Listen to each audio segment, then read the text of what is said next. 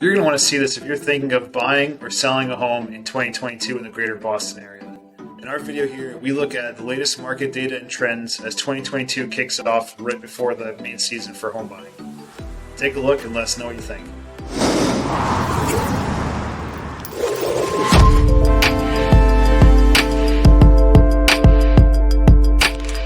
Hello, my name is Billy Abildgaard with Digital Realty, and we're going to be giving you the Greater Boston real estate update for the month of January of 2022.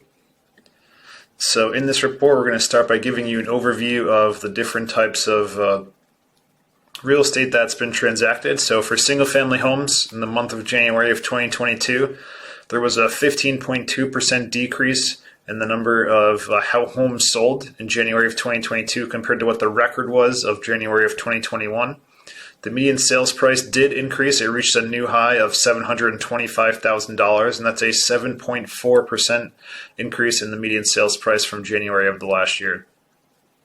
So for condominiums, there were 712 condos sold. It was the second most active January on record in Greater Boston, and this is a 7.4% decrease from what we saw of last year.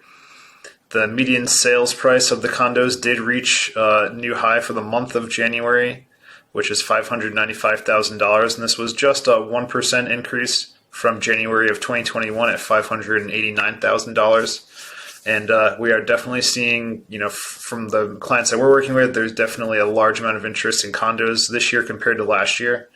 For multifamily homes, there was a 21% decrease in sales volume compared to January of the last year.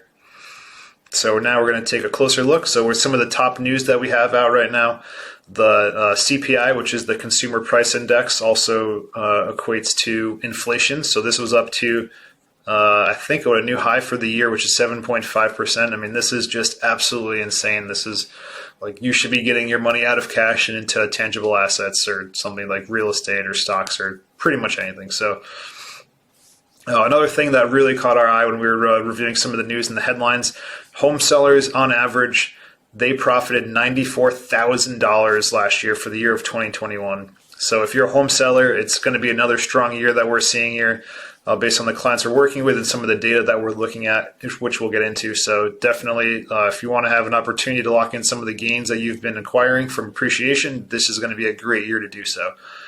The interest rate for the 30-year fixed mortgage, this climbed to 4.2%.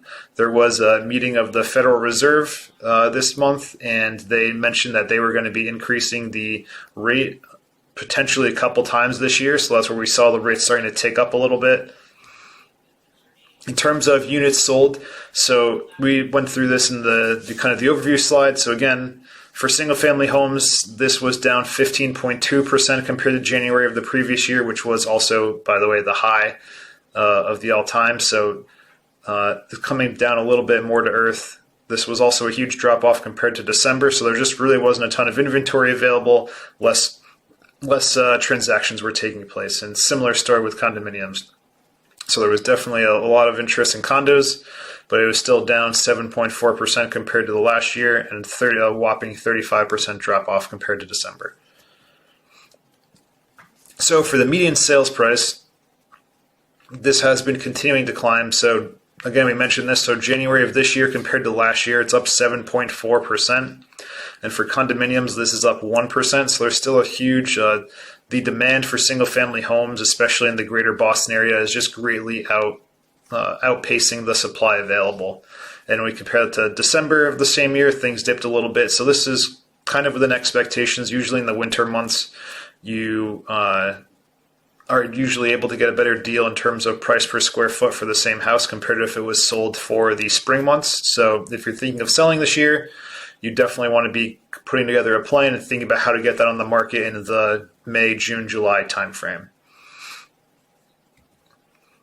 And in terms of active listings, so we're going to basically see these numbers are really low across the board. So we can see here the active listing, especially in the chart below. This is to give some good perspective for the last couple of years. So inventory, you probably read in the headlines, oh, inventory is so low, it's making prices high. Well, inventory really is quite low.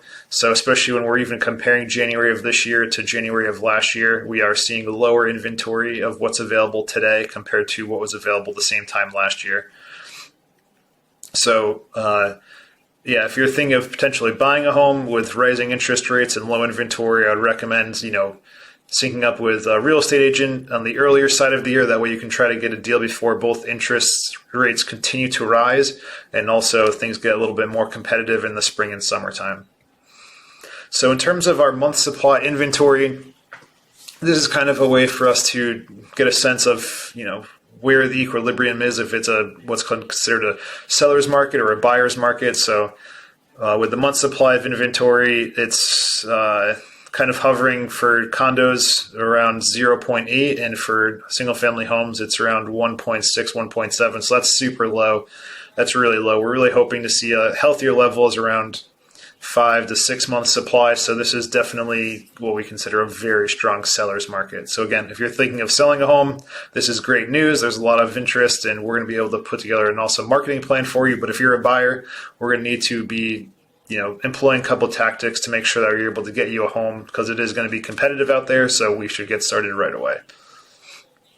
For new listings, there isn't a ton of new listings coming on the market.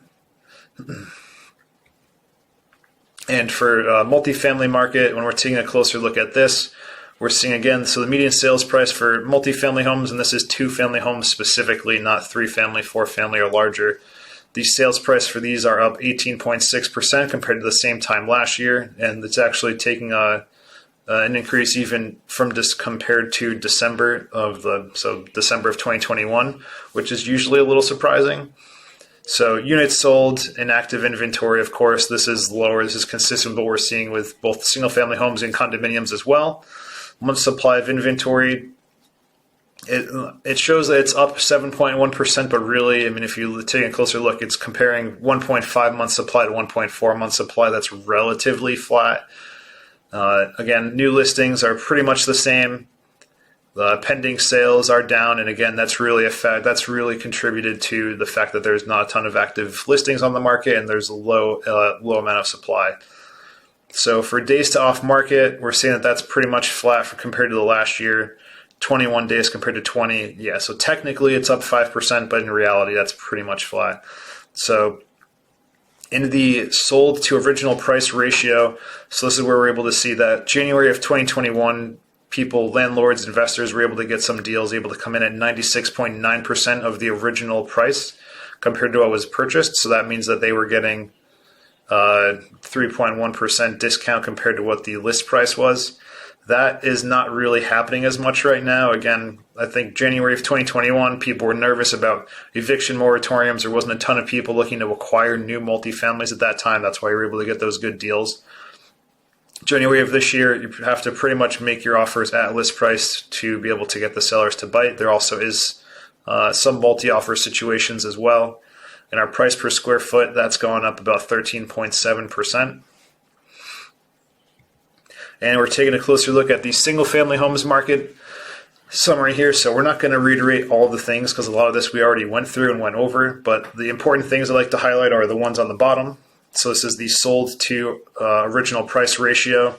So we're seeing that January of this year, this is what we're seeing across the board, is 101.1% sold price to the original price ratio. What that means is that you need to make an offer that's over the listing price to be able to win these homes. And we're seeing that across all segments. So that's which is usually it's not as competitive in the winter months, but it was actually a really strong winter this year or for the last few months. And again, the price per square foot, that's continuing to reflect that as well. So it continues to be a ton of demand for single family homes. And we're seeing something similar for condominiums as well. 98% of the sold price is what the original price is. And so really in the greater Boston area, this takes into account 64 different towns. So really the ones that we're looking at that are closer to the city, it's actually even more competitive to what this data reflects. So if you're thinking of potentially selling your condo, it's definitely going to be a good year to do so. For those that are looking to buy, again, we want to get started and try to get a jump start on things before the warmer months come on to us. So yeah, there's been a ton of interest in condos, especially in the winter. And I think now that people are seeing hopefully what we expect to see the light at the end of the tunnel for COVID. A lot of people are kind of going back to condominiums, getting a little bit closer to the city and more interested in those types of spaces. So we're expecting it to be another really hot year for condominiums, and those are going to be in supply just as much as some of the single family homes are as well. And that's our update for this month. Thanks for watching, and feel free to check the comments below for some more links to the articles that we discuss in top news and for any other things that you're looking for.